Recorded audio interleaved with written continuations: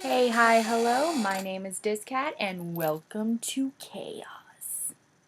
So, I've been getting a lot of new friends in the mail lately, and by friends, I mean books. And when you come to be a master bibliophile such as myself, you tend to find yourself in times of great hardship.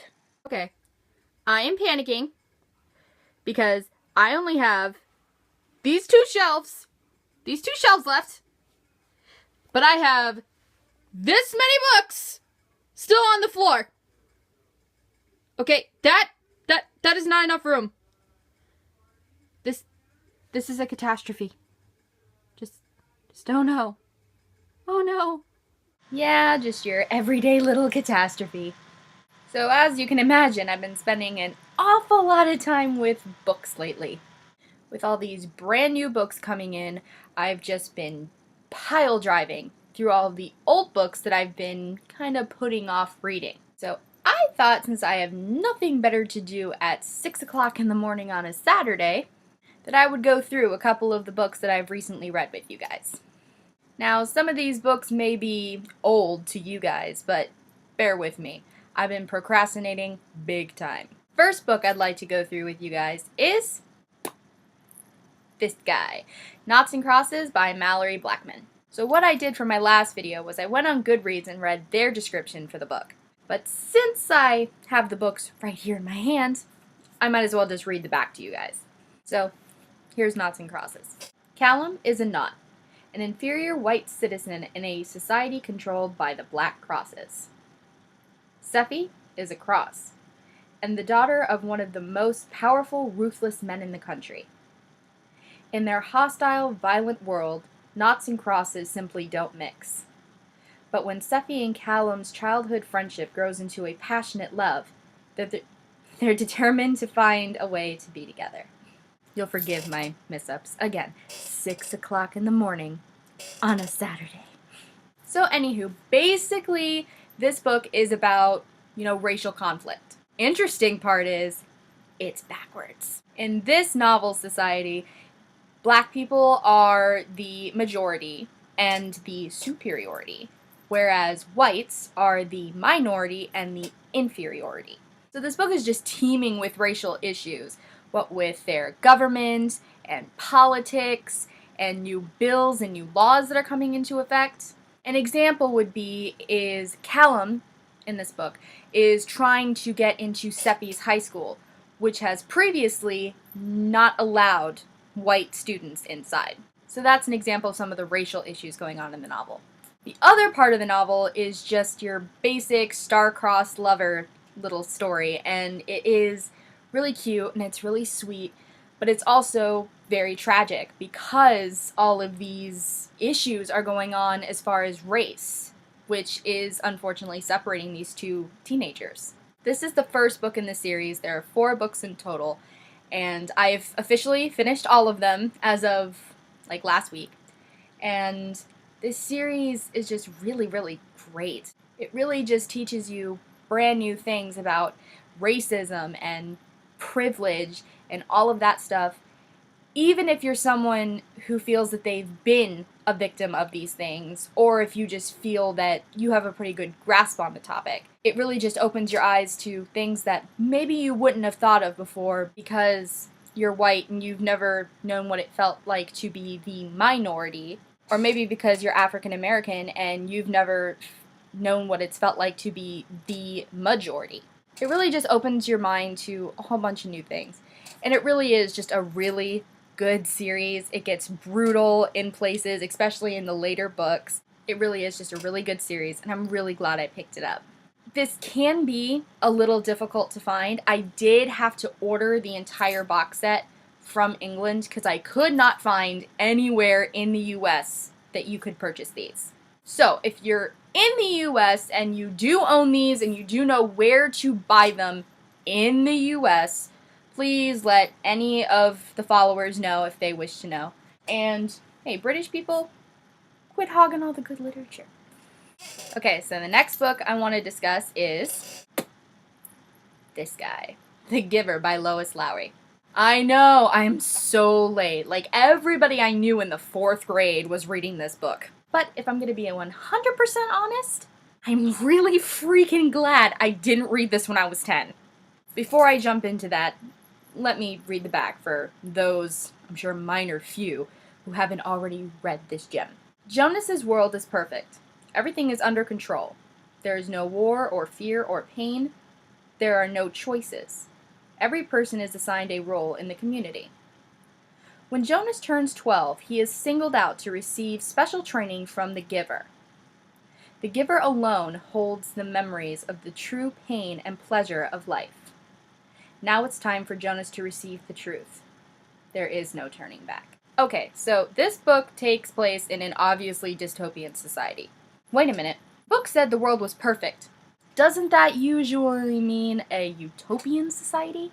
Blah blah blah. Technically, but when you get to the real bones of the story, you'll realize I'm right. So, for technicality's sake, this book takes place in a utopian society. Like it said, everything is perfect. Everything is regime, everything is habit, everything is just robotic. There's no emotion, there's no love, there's no color. But everything does seem to be going pretty smooth for these people.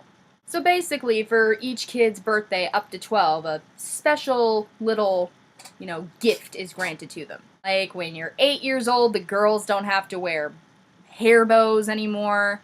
When you're 11 years old, you get to start volunteer work so you can start gaining skills for your future forever career.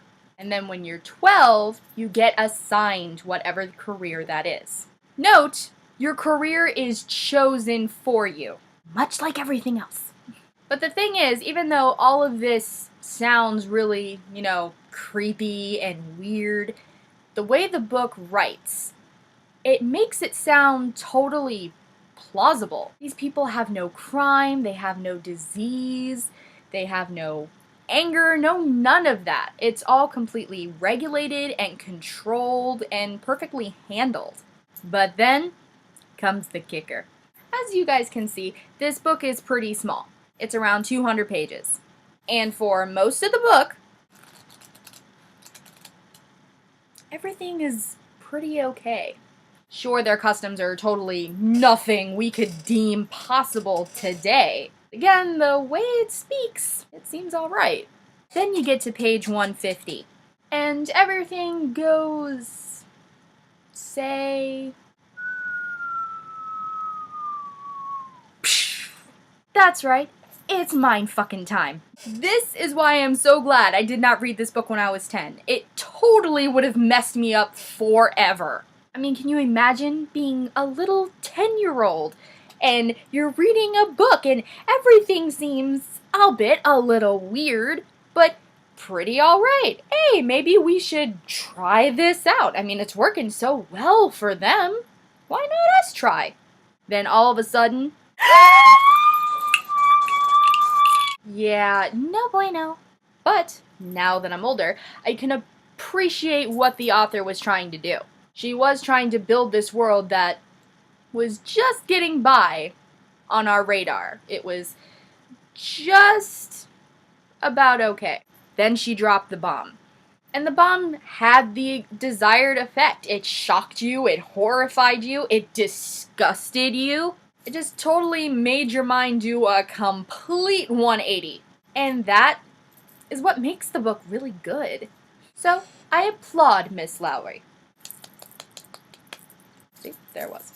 It really was a good book. I really did enjoy it. I even went out and got the sequels. Yes, there are sequels. I'm glad I read it. I'm just so much gladder I didn't read it when I was 10. Okay, so the last book I've got for you guys is this. This lady. This is Dorothy Must Die by Danielle Page. I didn't ask for any of this. I didn't ask to be some kind of hero. But when your whole life gets swept up by a tornado, taking you with it, you have no choice but to go along, you know? Sure, I've read the books. I've seen the movies. I know the song about the rainbow and the happy little bluebirds. But I never expected Oz to look like this. to be a place where good witches can't be trusted.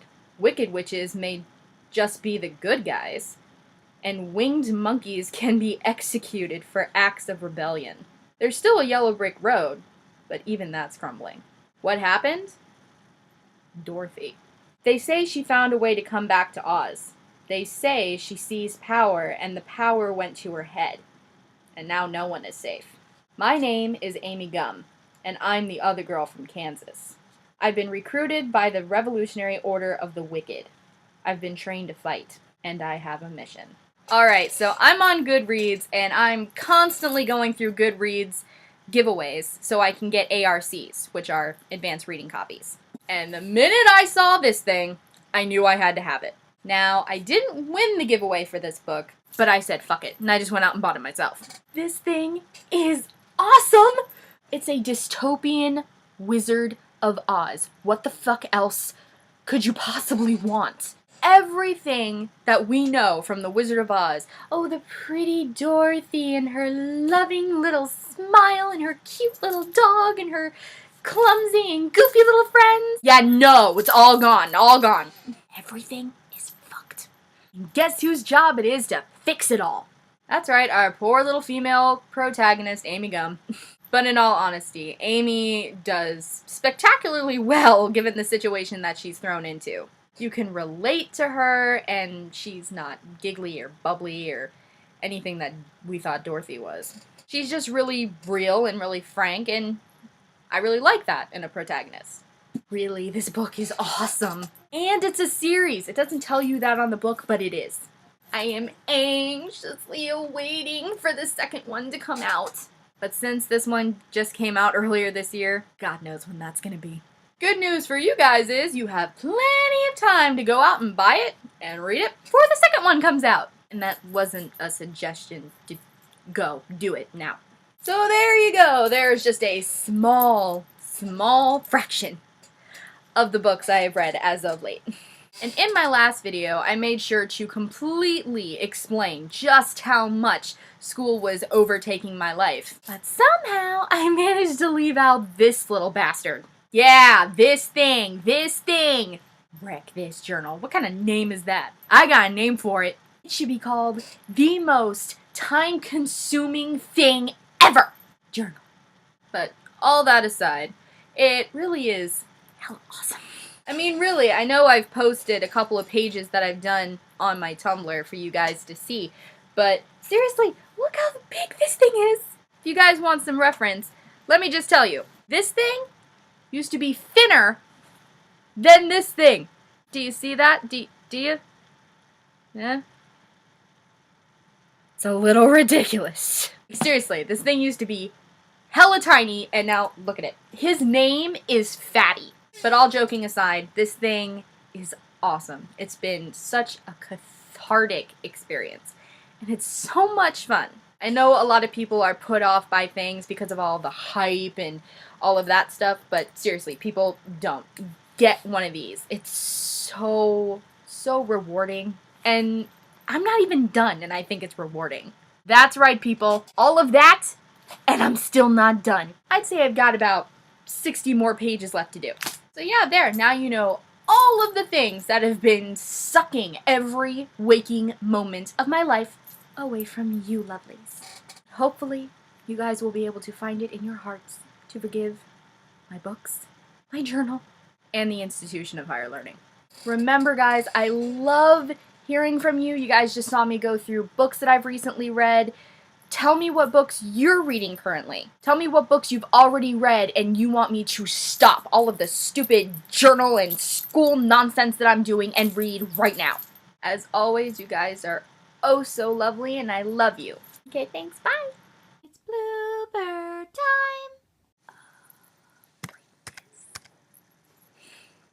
Daughter of one of the damn it! She takes fucking ever to do anything.